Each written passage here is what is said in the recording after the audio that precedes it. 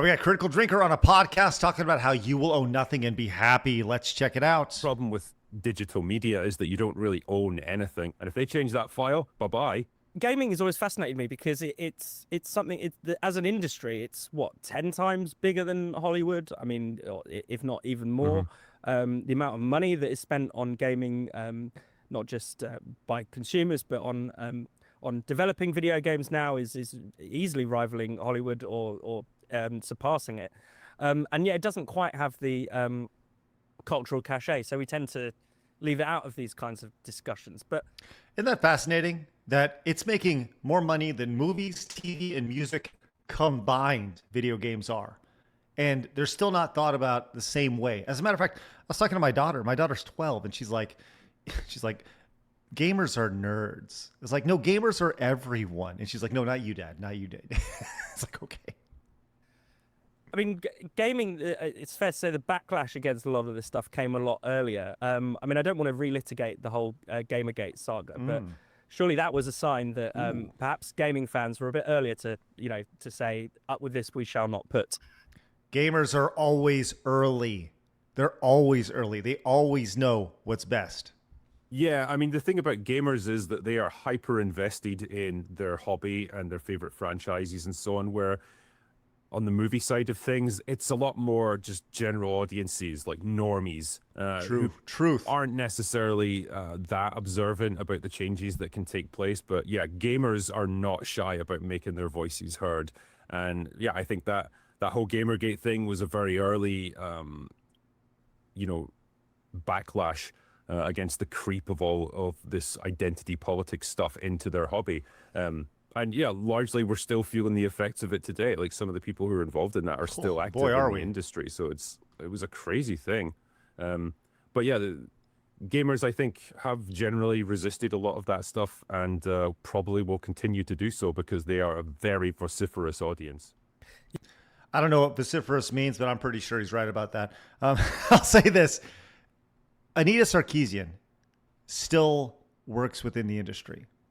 Anita Sarkeesian has said that she doesn't play games. This was her words. Now, this was 10 years ago. How she started playing, I don't know. But I know that she is still employed, still contracted by people within the industry. Yes, it's still very much in this industry. I've said this before. I'll say it again. The video game industry was the first to adopt this nonsense. It'll be the last to let it go. Yeah, absolutely. And I wonder if you could give some examples for non-gamers of where you've seen kind of woke culture creep into gaming. I mean, the one I've seen a clip a million times of, is it Dragon Age, where you have a transgender dragon, a non-binary dragon? She's I'm non-binary. Thank you. Thank you. What does that mean? The mom responds It means correctly. I don't feel like a man or a woman. If you are neither a man nor a woman, then what are you? Based, Mom. Based. Non-binary. I just said, and I'm... You know the thing about this scene, as you look at it, she's so snarky. I'm non-binary. I said what I said. I'm non-binary. I said it. Don't you understand, you idiot? Like it's so condescending. Her mom looking at her with some sort of empathy, like the exact thing that you want. So I'm sorry, I don't understand. Please talk to me. And the response, just ugh. Then what are you? Non-binary. I just said, and I'm going to use they instead of she from now on. One of the big backlashes was against the Last of Us franchise. So for people who don't know, it's like a sort of survival story-based game where in the first game you play a man living in a post-apocalyptic world that's been overrun by these horrifying like zombies. Most of the world's population is now infected with this. And you have to escort a young girl who's got a resistance to this virus that could potentially be the key to curing it and saving the human race. And, you know, you have to form this sort of paternal relationship with her. It's all very well done, very well handled game. Then they did a sequel where the male lead is killed off within the first hour in the most brutal, pathetic way imaginable by a big muscle-bound woman, naturally. And then you take over as the female lead, who was the young girl from the previous game, Now she's a lesbian, of course she is, and she's had a complete personality shift where she's now just an obnoxious, arrogant asshole. And they recontextualize his actions from the previous game to basically turn him into a selfish villain, even though he made some really difficult choices, did the best thing he could in the circumstances. Now he's a villain. By the way, as he's talking about this, didn't we just see this with Halo? They did the same thing after the first 3, where they like recontextualize the idea of what Master Chief was.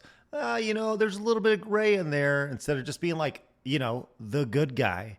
That's the whole idea. And I remember when Last of Us 2 was the first trailer dropped, and that was like, this was before side scrolls, before a lot of this like nonsense really was there.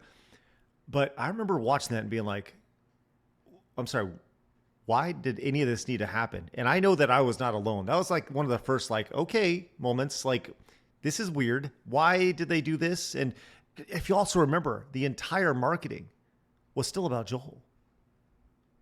Lies. I think that was probably one of the worst examples, and the backlash against that game was enormous. Yeah. And I mean, thinking of The Last of Us, I mean, it's been made into an HBO series. Yep. Great series until I think the end, until it tries to adapt the part 2. Yeah. By the way, guess what episode people hated? The one where Joel was beat the hell and killed. Like, that's where the series turned there. Everyone loved the first part of it. And then they killed him off, even if it was Pedro Pascal. Of the franchise. But do you think that we are seeing a lot more video game Hollywood crossovers? Do you think that games are going to be mined for their characters, their stories? Because there have been some, I mean, Last of Us probably the best example. There have been some great stories told on that medium that a lot of people won't have had access to. Yeah, absolutely, because I think we're coming to the end of the superhero era in cinema. I mean, it's really dominated cinema for the past 20 years. When we look at it, a lot of big summer blockbusters, it became a money printing machine for a long time. But I think it's run its course now, and generally people are just burned out with it. And I think Hollywood, being the creative wasteland that it is, they're going to look for something else that they can, as you say, strip mine for ideas and pre-established fan bases that they can then exploit for name recognition. And gaming is the next logical choice. As you pointed out, it's a huge industry, absolutely dwarfs Hollywood in terms of the money that could be made from it. And it's got very engaged fans who will be interested in, a movie or a TV show adaptation of their favorite games. So it's the new frontier. It's the new Wild West of Hollywood movie making. And they have been doing it more and more in recent years. You've seen things like the Mario movies, debatable what the quality of them is, but they make a lot of money. They've done the same with Sonic. They've made TV shows out of The Last of Us. They've got a Tomb Raider show coming. We've got a new Resident Evil movie coming in a few months from Zach Kreger. So there's more and more of this stuff, and it's going to keep happening. It's been proven now to make money, and they will strip mine it like they did with comic books. And I'll say this. If you are a video game company and you have this wonderful IP that people want to actually strip down, as I said, why allow them to do that? Wouldn't you just want the opportunity to make it yourself? The technology is there. Like, you're making these cutscenes anyways. I've said this before. The best video game movie I've ever played was Mortal Kombat 9, the reboot from 10, 15 years ago. I loved Mortal Kombat 9. I loved being able to make decisions. I loved going directly into the fight scenes, the cutscenes in it. I felt like I was playing a movie. I would much rather play a movie than watch a movie. So if you're a video game industry, or if you're the video game industry, a video game developer, have these great IPs, there's really no reason to do that outside of just wanting to make the cultural impact, I guess, which, there's merit to that as well. But I don't know. Do you think that video game movies should be made today? I mean, obviously they're a huge hit, but if you were in that situation, would you do it or not? And you've warned recently that there could be a gaming crash. What form do you think that'll take? And is that, I guess, similar to the way that, Hollywood has been? Is gaming falling for similar reasons that Hollywood has? Partly over here in the West, because I think the Eastern developers in Japan and so on and Korea are largely exempt from that kind of creep of identity politics because they just culturally do not endorse that stuff at all. So they're probably going to be the new replacements. But The problem is a lot of Western gaming studios are suffering from bloat. Their budgets have become insane. Some games are getting into the realms of $300, $400, even $500 million budgets. It's absurd. As much money as you can make from the industry, like that's insane that one game should cost that much to develop. And it's essentially at risk of sinking under its own weight. Because when you're spending that much money on one game and it flops, that could be your studio toast. Like you've lost all your resources on it. And so I think that's where it might be trending. Hopefully it doesn't happen. But as I say, if it does, it'll probably be the collapse of game development, AAA game development over here in the West. Probably the Japanese and Korean studios will be exempt from it, and they will just move in and really replace them. They'll be by far the dominant force within the industry.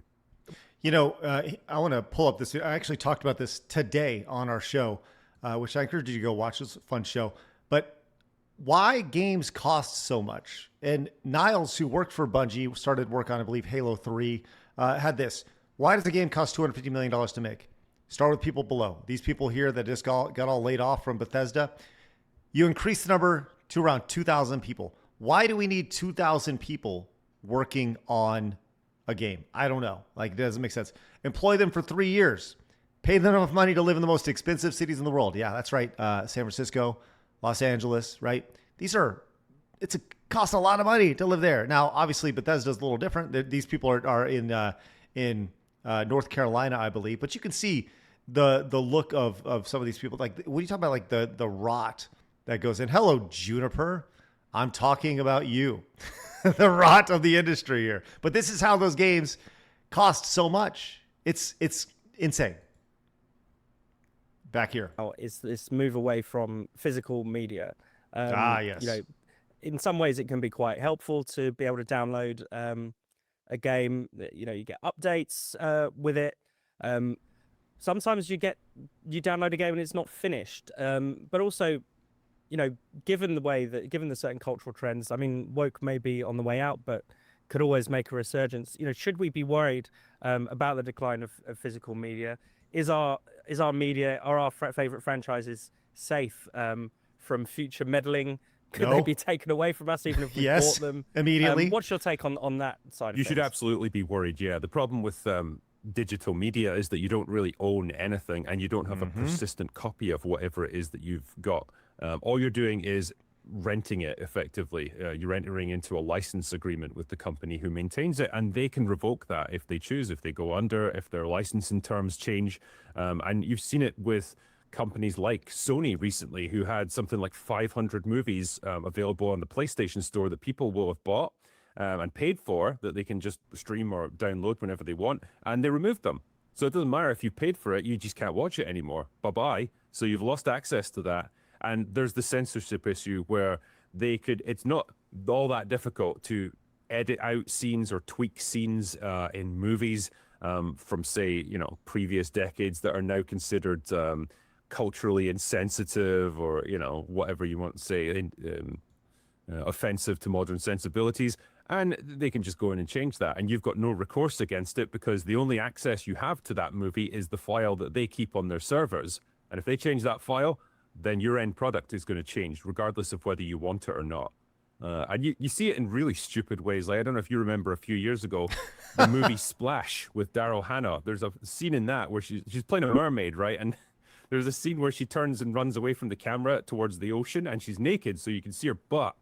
But they decided that was too offensive, so they made her hair digitally longer to cover it. But it's just this really awkward-looking square of hair that's like composited over her butt as she runs, and it looks absurd, but that's the kind of things that they can do. And if you've only got a digital copy of the movie, there's nothing you can do about it. Yeah. Think about that for a second.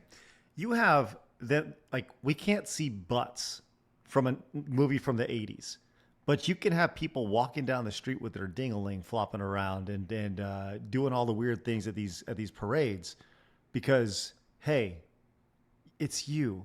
But we can't show her butt from 1984 or whatever it was. By the way, there's a ton of examples. I asked Grok about some examples of like films that have been edited. E.T. This was like insane to me. Spielberg digital replacing the agents' guns with walkie-talkies. Do you remember that? Like, that was so dumb. Like, you forget about these things. It's honestly amazing. Aladdin, goofy movie. God, there was one. What was it? Lilo and Stitch. They changed that around. If you want to go digital, then go digital. But at least offer the option to have a physical product. I think that's the thing for me that is, the thing that I would love to see just as a consumer. But will they offer it? I don't know. Probably not. Let's go and finish this up. See what it is. Yeah.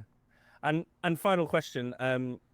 Is there anything that you'd recommend across the media? What should people check out? What's worth seeing and not grumbling about?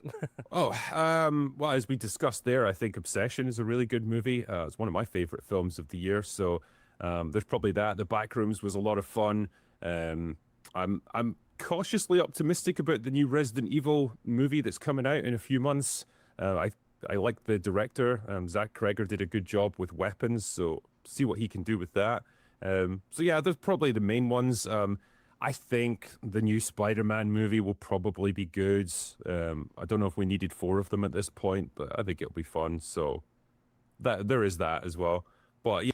By the way, I saw that the new Spider-Man movie made close to $1 billion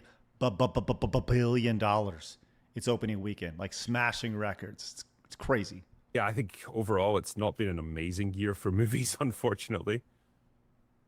All right, I'll put a link to the entire video down in the description. A lot there, and it's so funny to hear the push against. Well, it's not funny at all. But it's interesting to see the push against digital and people now being like, no, we like the idea of physical. And I think that's what it comes down to me is just have some options. Question for you, coming off of what Will was saying right there.